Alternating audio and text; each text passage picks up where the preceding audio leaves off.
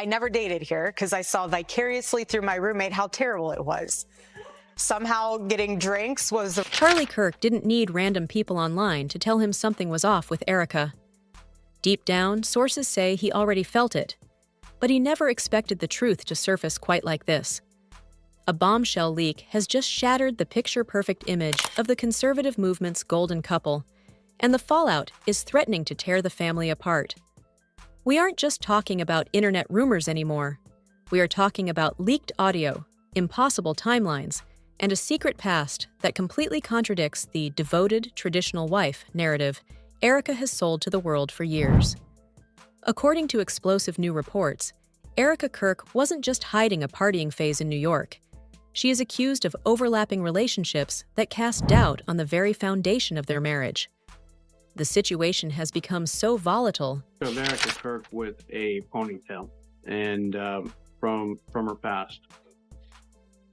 That person matches who I saw at Fort Huachuca in the lobby the night before, and she was with that man in the lobby, and that man, he was present at that. That Charlie's parents have reportedly stepped in with a devastating and non-negotiable demand: a DNA test. Sources close to the family claim this is the move Charlie was too afraid to make himself. What did the family find? Why are they allegedly preparing for a custody battle? And how does a resurfaced tape prove that their fairy tale meeting was actually a carefully calculated lie? Buckle up, because the silence is over, and the Kirk family is finally ready to expose the truth. To understand why Charlie Kirk's parents have reportedly drawn a line in the sand and demanded a DNA test, we have to understand the magnitude of the lie that has been sold to the public for years. This isn't just about a marriage hitting a rough patch. This is about the complete deconstruction of a carefully curated identity. Picture of Erika Kirk, and I'm assuming her baby, but listen, look at her hands. I'm going to show you a picture of these scars. There is a scar right there. Zoom in on it if you need to. For the longest time, the narrative was simple. Charlie and Erika were the poster couple for traditional values, brought together by fate and faith. But according to the leaks flooding the internet, that story was rotten from the inside out. And the people who smelled the rot first weren't the internet sleuths. It was Charlie's own family. Sources close to the situation claim that Charlie's parents didn't just wake up one morning and decide to challenge their daughter-in-law. This suspicion had been brewing for months, fed by inconsistent timelines and details that just didn't add up. Charlie, for all his public confidence, was allegedly battling private demons regarding his marriage. He had questions he was too afraid to ask aloud, questions about loyalty, paternity, and the true nature of Erika's past. But now that the leaks have surfaced, his parents are doing what he reportedly couldn't. They are demanding answers. The request for a DNA test is the nuclear option. It signals that the trust is completely gone, and that the family suspects the betrayal goes far deeper than just emotional distance. So, where did the cracks begin? To see the full picture, we have to look at the image Erika fought so hard to protect. During her recent CBS Town Hall interview, she looked the camera dead in the eye and doubled down on her purity narrative. She confidently claimed she never dated anyone in the years leading up to meeting Charlie. She painted herself as a woman who was set apart, someone who didn't engage in the modern dating scene, someone who was saving herself for a higher purpose. She described seeing a man in a lobby, a man who matched a picture from her past, and spun this mystical, almost divine story about how they came together. It was convincing, it was emotional, and according to the evidence surfacing now, it was completely fabricated. The first blow to this perfect image came from a place no one expected: reality television. While Erika was busy telling the world she was a quiet, home-focused woman, the internet dug up footage from Season 3 of Bravo's Summer House. For those who don't know, Summer House is not exactly a documentary on monastic living. It filmed back in August 2018, right in the window of time Erika claimed to be living a disciplined single life. The footage shows a woman who looks and acts nothing like the grieving, pious widow we see today. She is seen laughing, drinking, and embracing the chaotic socialite lifestyle of the Hamptons and New York bars. Now, let's be clear. There is nothing inherently wrong with partying or being on a reality show. Millions of people do it. The issue isn't the behavior. The issue is the deception. Why lie about it? Why go on national television and claim you never dated and never partied, when there is high-definition video evidence of you doing exactly that? This contradiction was the first thread to unravel, and when people pulled on it, the whole sweater started to fall apart. It made Charlie's private doubts about whether he really knew the woman he married, seem heartbreakingly validated. But the summer house footage was just the appetizer. The main course of this scandal involves a name that Erika tried very hard to erase from her history: Tyler J.T. Massey. If you listen to Erika's recent version of history, she was a ghost in the dating world before Charlie. But digital footprints last forever. Resurfaced interviews from Arizona Foothills magazine show Erika gushing, absolutely gushing, over Massey, a professional baseball player. She didn't just call him a friend. She publicly labeled him her favorite human, her best friend, and her incredible boyfriend. This wasn't a casual fling that she could easily forget. This was serious. There were engagement-style photos that went viral, images of them looking deeply in love, and rumors that they were actually engaged to be married. Internet sleuths have even zoomed in on photos of her hands from that era, pointing out scars and ring indentations that raise massive questions. How do you go from calling someone your favorite human and planning a life with them to pretending they never existed just a few years later? It suggests a level of compartmentalization that is frankly disturbing. It suggests that Erika treats her life like a script, rewriting characters and plot lines whenever it suits her current ambition. And then there is the most explosive theory of all, the one that likely keeps Charlie's parents up at night. A video from a political rally back in 2015 has resurfaced, and it changes the entire timeline of Erika's entry into conservative politics. In the clip, Erika is seen standing next to a man, and between them is a young girl. When you slow the footage down, the resemblance between the child and J.T. Massey is striking enough that social media exploded with theories. People are asking, was there a secret family? Was there a past life that was scrubbed clean to make her palatable for a high-profile political marriage? But look closer at that 2015 video. In the background, up in the bleachers, stands Tyler Bowyer. Why does that name matter? Because Tyler Bowyer is the man who sits at the right hand of the Turning Point organization today. He is the one who allegedly introduced Erika to Charlie years later in a professional job interview setting. But if they were all at the same rally in 2015, Erika, her ex-partner, and Charlie's future business partner, then the meet-cute story about a random job interview is a lie. This connects the dots in a way that is devastating for Charlie's legacy. It implies that Erika was moving in these political circles long before she met Charlie. It implies that she knew exactly who the power players were. The connection to Bowyer suggests that her introduction to Charlie wasn't fate. It was a networking move. It raises the question, did she genuinely fall for Charlie, or did she identify a rising star and position herself to be the co-pilot? When Erika finally stood in front of Charlie, presenting herself as this modest, devoted Christian woman ready for marriage, she was playing a character. She was selling him the version of herself that she knew he wanted. And Charlie, eager for a partner who shared his values, bought it. But his parents? They were watching. They saw the speed of the transformation. They saw a woman go from New York nightlife and baseball player boyfriends to conservative first lady almost overnight. And while they supported their son, the suspicion never truly left. This brings us back to the DNA test. Why now? Because the timeline of her relationship with Charlie overlaps uncomfortably with her past. If she was lying about the dating, lying about the partying, and lying about how she met him, what else was she lying about? The demand for a DNA test isn't just about biology. It's about proving whether the entire foundation of their family was built on a lie. It is the ultimate confrontation between the image Erika built and the reality she tried to hide. And as we dig deeper into the rebrand that fooled everyone, it becomes clear that Charlie wasn't just a husband, he was a target. If you want to understand why Charlie Kirk's parents are reportedly so adamant about getting to the truth now, you have to look at the origin story of Charlie and Erika's marriage. In every interview, Erika sells the same narrative: a divine appointment, a fateful meeting, a love story written in the stars. But when you strip away the romance and look at the cold, hard dates, the story looks less like a fairy tale and more like a merger. And the most critical piece of this puzzle is the role of Tyler Bowyer. Tyler Bowyer isn't just a random friend.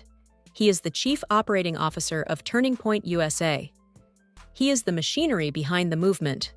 In 2017, he stepped into that role, and shortly after, he arranged what was officially described as a professional job interview between Erika and Charlie. That was the official story.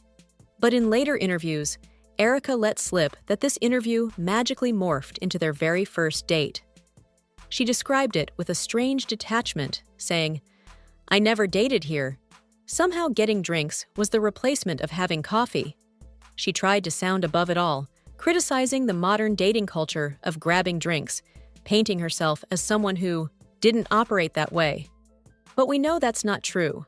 We know about the New York bars. We know about the reality show. The "I don't drink, I don't date" persona was a costume she put on for Charlie because she knew that was the key to his world. And here is where the timeline gets messy. Messy enough to ruin reputations. Before this job interview ever happened, reports indicate Erika wasn't single. She wasn't waiting in a tower for a prince. She was allegedly in an active public relationship with Cabot Phillips, a senior editor at the Daily Wire. This wasn't a secret. These circles are small. Everyone knows everyone in the young conservative media space. Yet, somehow, Erika leaped from a relationship with a prominent editor to a first date with the CEO of Turning Point USA without missing a beat. The overlap is suspicious, to say the least. It suggests that she was climbing the ladder, moving from one influential man to the next, always trading up. And when she landed in front of Charlie, she knew she had reached the top. The speed of their courtship was dizzying. Within months of that first meeting, Erika was everywhere. She was by Charlie's side at Turning Point galas, smiling for the cameras, holding hands during prayers, and perfectly playing the part of the supportive partner. To the outside world, it looked like a whirlwind romance. But to the people who knew Erika from her before life, the people who knew the socialite, the pageant queen, the girl who loved the spotlight, it looked like a strategic rebrand. Insiders quietly began to whisper that this new First Lady of Turning Point was unrecognizable from the woman they knew just a year prior. It was a transformation so complete, it felt calculated. And while Charlie was seemingly blinded by love, or perhaps relief at finding someone who fit the mold, his inner circle was watching with growing unease. They noticed how quickly she took control. It wasn't just about being a wife, it was about managing the brand. Sources allege that Erika started micromanaging their public image almost immediately. She reportedly handpicked which photos could be released, rewrote captions to sound more spiritual, and even suggested edits to official Turning Point promotional materials that featured the couple. Her justification was always about protecting the ministry and showing the world a power couple of faith. But to the staff on the ground, it felt like she was treating a non-profit organization like her own personal reality show. The tension started to boil over at events. Turning Point USA prides itself on humility, service, and the mission. But insiders claim that for Erika, the events were red carpets. She allegedly treated the student action summits and the galas as stages for her own performance. She loved the attention. She loved the adoration of the young students who looked up to her. And according to some explosive reports, she wasn't afraid to elbow others out of the way to keep that spotlight on herself. Rumors began to circulate about rivalries with other prominent women in the organization. These were women who had been with Charlie since the beginning, women who had helped build the movement from nothing. But as Erika's influence grew, their roles reportedly shrank. Some insiders claimed she played a key role in deciding who got to travel on the private jets and who got to speak on the main stage. It was a subtle, soft power, the kind that is hard to prove but impossible to ignore. A few longtime staffers allegedly left the organization entirely, citing a toxic shift in the culture that coincided perfectly with Erika's arrival. For Charlie's parents, this must have been agonizing to watch. They had raised a son to be focused on the cause, to be disciplined and principled. Now they were watching him be managed by a woman whose motives seemed increasingly self-serving. They saw the rebrand not as a sign of growth, but as a red flag. If she could change her entire personality to get the ring, what would she do once she had secure access to the money and the power? By late 2019, the takeover was nearly complete. Erika wasn't just Charlie's wife, she was a fixture. But behind the scenes, the power couple narrative was starting to crack. People began to notice that Charlie, once the most energetic and outspoken figure in the room, was becoming quieter. He seemed more withdrawn. The spark was dimming. There were whispers of arguments behind closed doors. Arguments not about politics, but about ambition. Some sources claim Erika began pushing for her own platform. She didn't want to just be Charlie's wife anymore. She wanted to be a star in her own right. She started launching women's retreats, hosting podcasts, and creating faith-based content that blurred the lines between her personal brand and the organization's resources. This is where the financial questions likely started to surface. Who was paying for these events? Were donors giving money to Turning Point thinking it was for student activism, only to have it funneled into Erika's personal branding projects? These are the kinds of questions that get parents involved. Charlie's family, who had always been protective of the organization's integrity, reportedly began asking for transparency. They wanted to know where the money was going. They wanted to know why the First Lady needed her own staff. And every time they asked, Erika allegedly got defensive. She brushed it off as jealousy. She accused them of not trusting her vision. She played the victim. But you can only play the victim for so long before the evidence starts to pile up. The deeper Erika dug her heels in, the more suspicious the family became. They started to wonder if the rebrand was ever real at all. Was she truly a converted, conservative woman of faith? Or was she a savvy operator who saw a vacancy at the top of a multi-million-dollar empire and molded herself into the perfect candidate to fill it? The tragedy is that Charlie, caught in the middle, likely wanted to believe the best. He wanted to believe the fairy tale, but the reality was slowly isolating him from the people who actually loved him for him, not for his clout. The distance between Charlie and his parents grew. The circle of trust shrank. And all the while, Erika kept smiling for the cameras, posting Bible verses, and building her kingdom on a foundation of sand. But as we know, sand eventually shifts. And when the leaks finally started to spring, when the private audio and the messages started to circulate, it wasn't just a PR crisis. It was a confirmation of every fear the family had suppressed for years. The rebrand hadn't worked.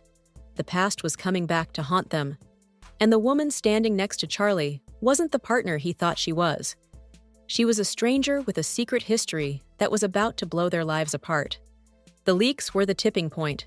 Until that moment, everything could be dismissed as rumors, jealousy, or the usual political gossip.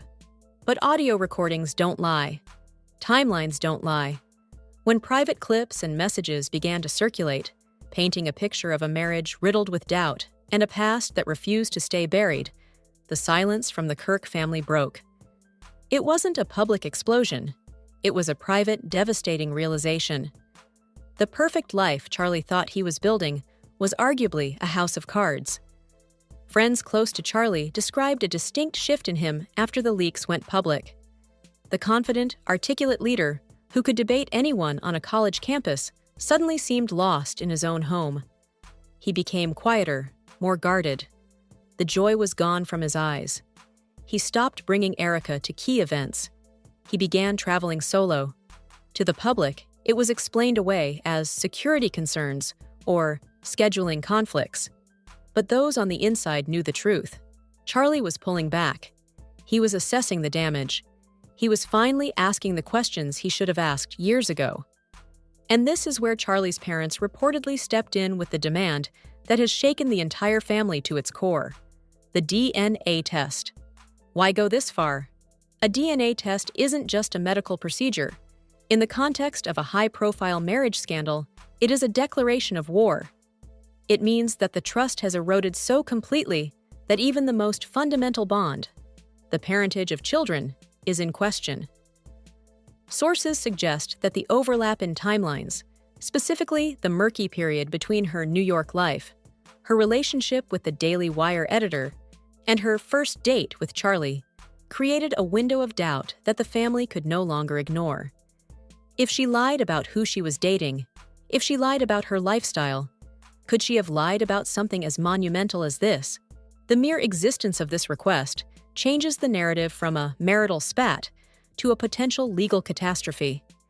If the tests confirm Charlie's paternity, the damage to the relationship is likely irreparable because the accusation itself is a wound that never heals.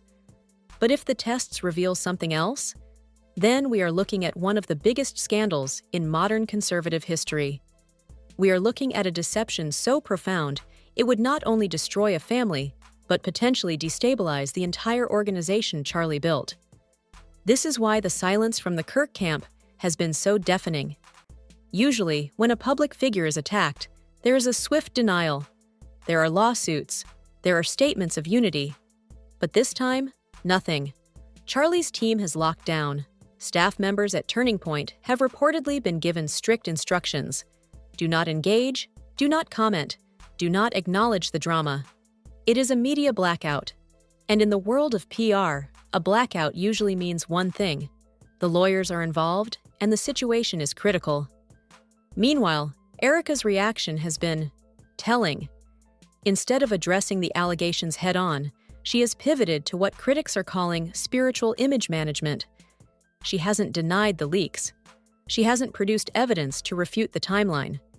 Instead, she has flooded her social media with vague, poetic posts about seasons of trial, betrayal, and God's plan for healing.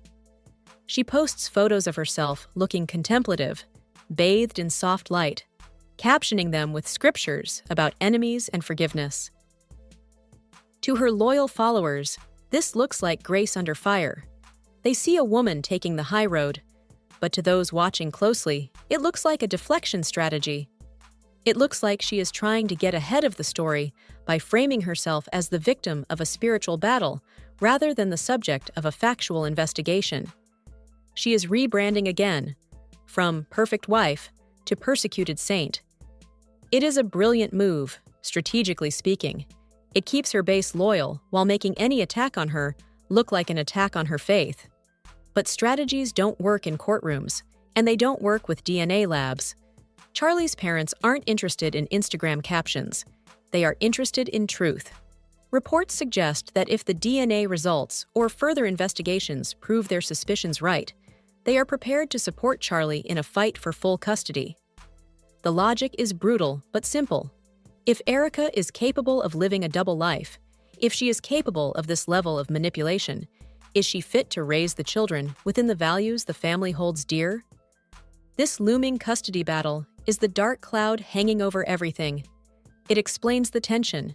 It explains why Charlie's parents made that rare solo appearance at a charity event, smiling, waving, but notably without their daughter-in-law.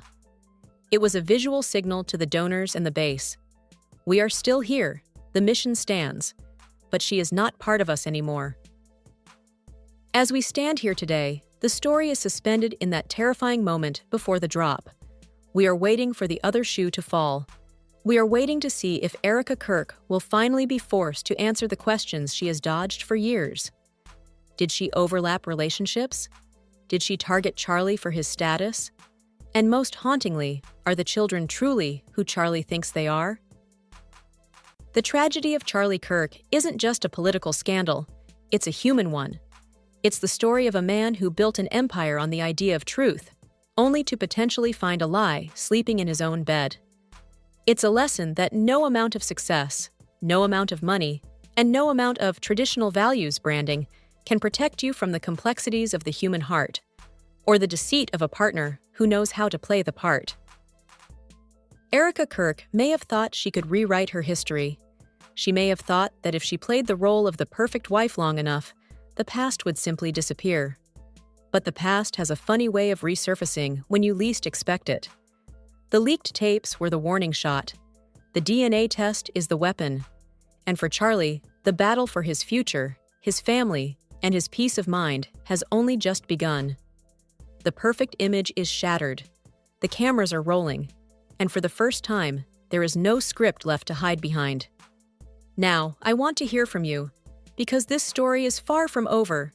Do you think Charlie's parents are right to demand a DNA test after everything that has surfaced?